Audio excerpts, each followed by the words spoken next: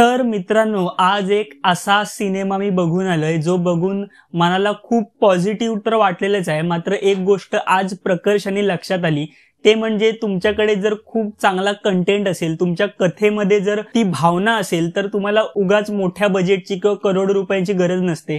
ती चांगली भावना किंवा तो कंटेंट लोकांपर्यंत पोहोचवण्याची भावना पुरेशी असते। मी बोलतोय मुक्काम पोस्ट देवाचं घर या चित्रपटाबद्दल। अनेक गोष्टी या चित्रपटाबद्दल सांगण्यासारख्या आहेत मित्रांनो, त्या सगळ्या आजच्या या व्हिडिओमध्ये कव्हर करणार आहे। आजचा हा व्हिडिओ शेवटपर्यंत नक्की बघा आणि सगळ्यांना हा व्हिडिओ शेअर करा। हा आजचा व्हिडिओ सगळ्यांपर्यंत पोहोचणं खूप महत्त्वाचं आहे। Welcome to Mint entertainment. आज आपण बोलणार आहोत मुक्काम पोस्ट देवाचं घर या चित्रपटाबद्दल।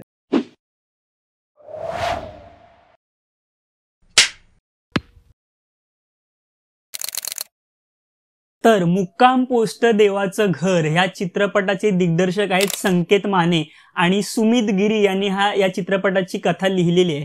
मित्रांनो, या चित्रपटाच्या कथेमध्ये एका छोट्याशा गावात या चित्रपटाची कथा चालते। त्या गावामध्ये जिजा नावाची एक छोटीशी मुलगी आहे, जिचे बाबा आर्मी ऑफिसर होते आणि त्यातच ते शहीद झालेत।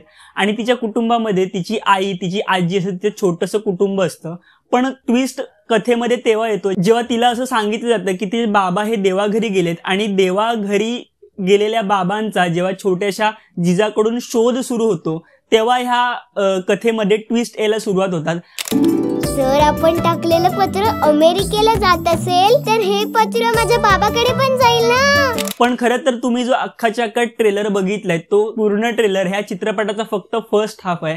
आणि अशा बऱ्याच गोष्टी आहेत ज्या चित्रपट जेव्हा तुम्ही बघाल तेव्हा खूप तुम्ही सरप्राईज व्हाल आणि तुम्हाला खूप छान वाटेल। चित्रपटामध्ये मायरा वैकुल, स्पृहा परब, मंगेश देसाई, सविता मालपेकर, कल्याणी मुळे आणि उषा नारकर्णी हे सर्व आपल्याला प्रमुख भूमिकेत पाहायला मिळतात। खरं तर मायरा वैकुल म्हणजे जी जिजाचं कॅरेक्टर आहे त्याच्याच अवतीभोवती ही सगळी कथा गुंफलेली आहे। सो तिनं इतका कमाल अभिनय केलाय। खरं तर खूप सारे सीन्स असू देत, तिचा अल्लडपणा असू दे, खोडकरपणा असू दे, किंवा तिचा जो शोध घेताना तिचे काय बऱ्याच गोष्टी गावात करते ते असू देत, त्या तर आहेतच। मात्र असे अनेक इमोशनल सीन्स या चित्रपटात आहेत, ते इतके कमाल तिने पोर्ट्रे केलेत आणि इतके स्क्रीनवर ते बघायला छान वाटतात। त्यावरून कळतं की किती ताकदीची अभिनेत्री आहे आणि किती छान परफॉर्मन्स केलाय। आणि इतक्या कमी वयात इतका छान परफॉर्मन्स बघून अजिबात कुठे टेक्निकल आणि खोटं वाटत नाही आणि खूप आपल्याला अपील होतं। मायरा सोबत स्पृहाचं सुद्धा कौतुक करणं तितकंच गरजेचं आहे, कारण ते जिथे मायराचं कॅरेक्टर जातं तिथे स्पृहाचं कॅरेक्टर सुद्धा असतं आणि तिने सुद्धा खूप छान अभिनय केलाय। इनफॅक्ट ह्या दोघींभोवतीच ती कथा गुंफली। जरी मेन कॅरेक्टर मायराचं असलं तरी मायरा आणि स्पृहा ह्या पूर्ण मूवीवर आपल्याला स्क्रीनवर दिसतात आणि त्या स्क्रीनवर बघायला खूप छान वाटतात। पण कसं आहे ना मित्रांनो, हे दोन कॅरेक्टर जरी मेन असले तरी ही कॅरेक्टर गावात जिथे जिथे फिरतात आणि जशी जशी कथा पुढे जाते त्यानुसार ह्या गावातली जितकी पात्र आहेत ती सगळी या कथेसाठी खूप महत्वाची आहेत। डिरेक्टरने ही सगळी पात्र आणि यांचा कॅरेक्टर आर्क खूप छान डेव्हलप केलाय, त्यामुळे ती सगळी कॅरेक्टर आपल्याला खूप जवळची आणि आपली वाटतात आणि सगळ्यांनी खूप छान आणि उत्तम अभिनय आणि ऑथेंटिक अभिनय केलाय। ह्या चित्रपटाची ब्युटी ही आहे मित्रांनो की या कथेमध्ये अनेक इमोशनल किंवा अनेक असे टप्पे येतात ज्यामध्ये इमोशन्स असू देत, आनंद असू दे, दुःख असू दे, अशा अनेक आपल्या इमोशन्सना टच करून हा चित्रपट जातो।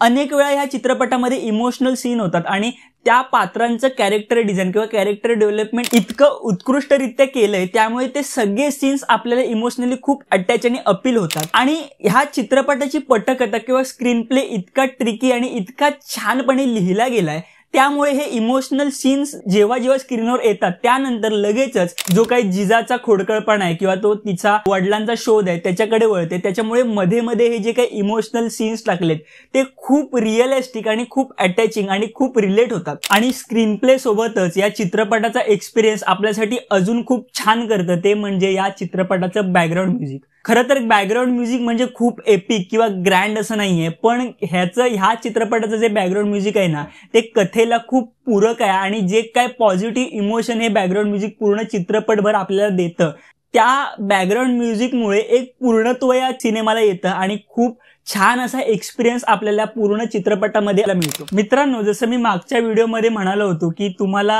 एखादा चित्रपट व्हिज्युअली खूप स्ट्रॉंग किंवा छान दिसायला खूप मोठ्या बजेटची किंवा करोडो रुपयांची गरज नसते. तुमचं छान डिरेक्शन किंवा कॅमेरा अँगल्स किंवा छोट्याशा कलर ग्रेडिंगवरून तुम्ही खूप छान आणि एक सुंदर दिसणारा सिनेमा अचीव्ह करू शकता. आणि तेच या चित्रपटात झालंय मित्रांनो. इतके सुंदर आणि इतके डोळ्यांना शांत करणारे शॉट्स या सिनेमांमध्ये आपल्याला बघायला मिळतात.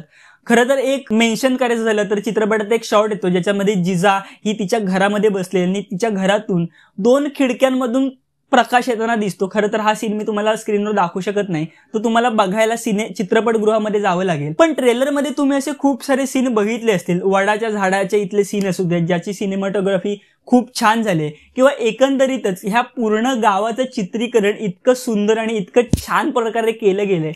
गावातल्या ज्या छोट्या छोट्या गोष्टी असतात किंवा पोस्ट ऑफिस असू देत, शाळा असू देत किंवा अनेक गोष्टी, हिरवळ असू देत, ह्या इतक्या छानपणे कॅमेऱ्यात टिपलेत आणि छान आणि सुंदर असं गाव आपल्याला मोठ्या पडद्यावर पाहायला मिळतं. खरं तर जिजा आणि तिच्या बाबांचा शोध हा चित्रपटाचा मेन प्लॉट असला तरी चित्रपटामध्ये डिरेक्टरने अनेक गावातले इश्यूज कव्हर करण्याचा प्रयत्न केलाय. जसं की हगणदारी मुक्त गाव असू देत किंवा मोठ्या अधिकाऱ्यांकडून लोकांना जे काही शोषण केलं जातं. त्यामध्ये एक सीन येतो जो तुम्ही ट्रेलरमध्ये सुद्धा बघितला असेल की जिजाच्या वडिलांना पेन्शनचा जो प्रॉब्लेम येतो, पेन्शन देताना कशा गोष्टी ह्या अधिकाऱ्यांकडून केल्या जातात, ह्या आणि अशा अनेक सोशल इश्यूज डिरेक्टरने ह्या चित्रपटामध्ये दाखवण्याचा प्रयत्न केलाय. पण अगेन मी इथे डिरेक्टर आणि रायटर दोघांना क्रेडिट देईन. हे सोशल इश्यूज जिजाच्या त्या खोडकर प्रवासामध्ये अशा ठिकाणी पेरले गेलेत की ते आपल्या डोळ्यात अंजन घालतात, मात्र ते कुठेच बोरिंग आणि बघायला क्लिष्ट वाटत नाही. उलट ते कथेला कुठे ना कुठे पुढे नेत जातात आणि बघायला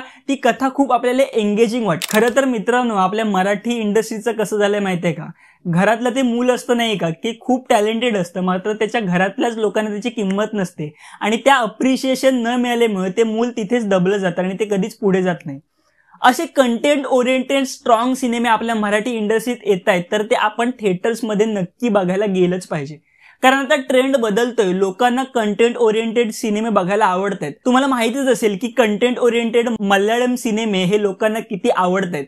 पण मुद्दा काय माहिती आहे मित्रांनो, मल्याळम सिनेमे हे त्यांची इंडस्ट्री पुढे आणते, पण मराठी इंडस्ट्रीत जे कंटेंट ओरिएंटेड सिनेमे बनतायत ते आपण पुढे आणले पाहिजेत आणि ते पुढे तेव्हाच येतील जेव्हा तुम्ही थिएटर्समध्ये जाल. तर तुम्ही हा चित्रपट बघायला थिएटर्समध्ये कधी जाणार आहात हे मला कमेंट सेक्शन मध्ये नक्की कळवा. आणि मूवीज, इनसाइट्स, न्यूज आणि ट्रेंडसाठी मिंट एंटरटेनमेंटला सबस्क्राईब करा.